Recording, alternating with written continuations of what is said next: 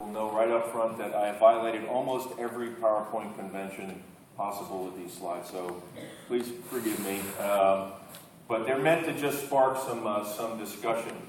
There'll be no test.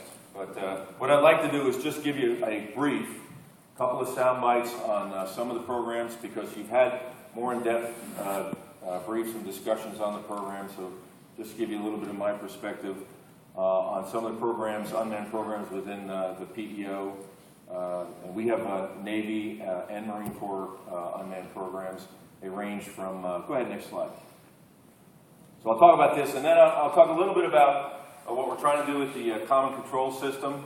There's been a lot of questions, understandably, about that. Talk a little bit about interoperability. Folks confuse commonality with interoperability. So I'll talk a little bit about that, and then I'll just finish up with a little bit more of a philosophical discussion outside really the specific program range.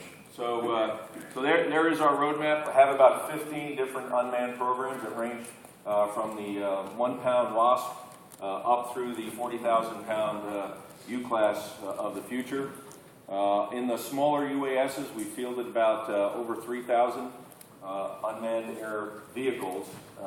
There's multiple vehicles in a system, mostly in support of the Marine Corps, but also in support of Special Forces and in support of Navy. I would point to the block that's called ISR services. That is the way in which those are provided. So it really shouldn't say that, it should say Scan Eagle. That is Scan Eagle right now, and we support the Navy, the Marine Corps, the Army, and the Air Force with Scan Eagle, obviously afloat and shore. We have about 5 different ships that are either out with Scan Eagle, deconfiguring Scan Eagle, or getting ready to configure Scan Eagle on board the ship. We just had the USS Mahan return about 3 months ago. Very successful deployment with Scan Eagle, about 1,200 hours of capability provided, both off of Horn of Africa, counter-piracy, anti-terrorism, and then in support of ops in Libya. Provided live video feeds to test group commanders off the ship. Provided intel products. Did a lot of really good stuff there. If you move up, obviously you get into the Fire Scout area. Fire Scout just finished with the Halliburton. It's in Afghanistan, northern Afghanistan. I think as of yesterday, we're over 1,000 hours of support since May with the Army in the northern region of Afghanistan, supporting, providing overwatch for convoys and activity outside the wire, doing real good things there. We are planning an endurance upgrade to Fire Scout to provide greater payload and greater endurance, obviously, but employing the same basic architecture that we have on Fire Scout. So about 95% of the same software, same avionics, same link management. And then you can see we are also just kicked off a quick reaction assessment cargo UAS. And that is starting with, we have 2 companies that are under contract, Boeing with the Hummingbird, Lockheed Martin with KMAX. And we just started the assessment with KMAX. Assuming we get a positive assessment, our plan is to then forward deploy KMAX to Afghanistan in support of the Marine Corps. The idea being that every single convoy we can help stay off the road and mountain passes in northern Afghanistan is good. So, and then ultimately the long-term program is MRM-UAS. That will provide even greater payload and greater endurance in a multi-mission role from air-capable ships. Moving up one, BAM's Demonstrator. I like to tell folks that BAM's Demonstrator is in its 30th month of a 6-month deployment. It is a Global Hawk Block 10 derivative. It's Block 10s that we got from the Air Force.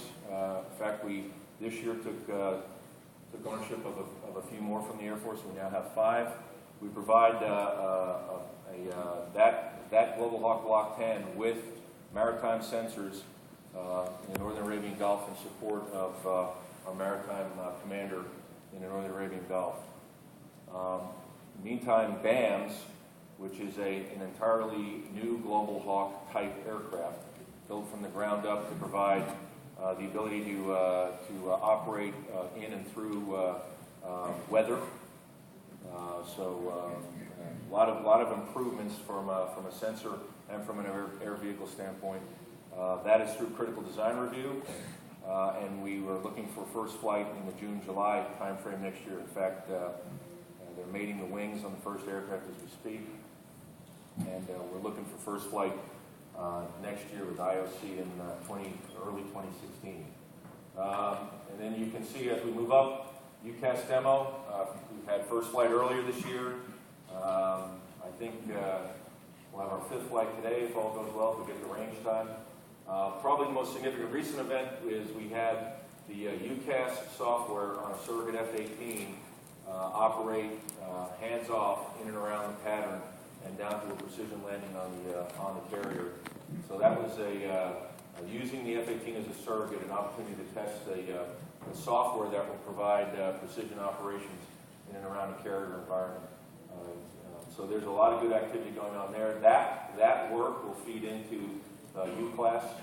And you can see we plan a limited capability with UClass in 2018. And go, next slide.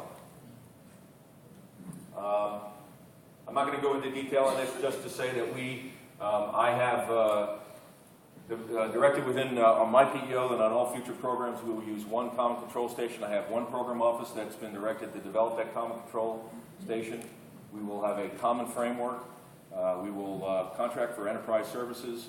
We'll have a common presentation layer that should cut down on the training requirements. I think there's been a presentation already here this week on that. The government will develop and own that framework, and then we will compete for services to support that framework. We will use UPS 2.0. UCI will be melded into UPS 2.0, 4586, all the appropriate standards. We will provide the interfaces and the software development toolkit to both MRM, UAS, and UClass competitors to make sure that they integrate fully into the common control segment. Now, go ahead, next slide. But the idea is we're not going to keep paying for the same software over and over. We're not going to keep buying the same core over and over from the primes. We're going to open this up. That's the whole point of open architecture. All right, pass. Next slide. So I talked about commonality and interoperability. You can have a common ground station, obviously for economic, for training reasons, a common control station. It doesn't ensure that you'll have interoperability across your forces, especially when you're dealing cross services and also from the manned and into the unmanned realm. And without getting into too much detail, the key and critical element there is understanding the standards and the instantiation of those standards. To make it simple, it's akin to trying to run Windows 7 Office, whatever it is, 2010 in a Windows 7 environment, back on your Windows 98 computer. So when you institute those standards and what instantiation of the standards you have has to be managed somehow across these platforms if you truly want to have the kind of seamless interoperability that we're hoping for. So you may have a standard for full motion video, but if you've left options in there for metadata, and those options, if they're not understood across multiple platforms or exercised differently, you don't really have a standard, I don't think. So those are some of the things we need to work on. I have a separate and distinct group that is supporting my PEO that's trying to work across the services to work on the interoperability. And here's the next one, is the major chart violation. Go ahead, next slide. There will be a test on this one. So the point being, there are levels of interoperability that are sometimes required, sometimes desired between platforms, between manned and unmanned platforms, between unmanned and ground control nodes or C2 nodes ashore or afloat, and between other manned aircraft.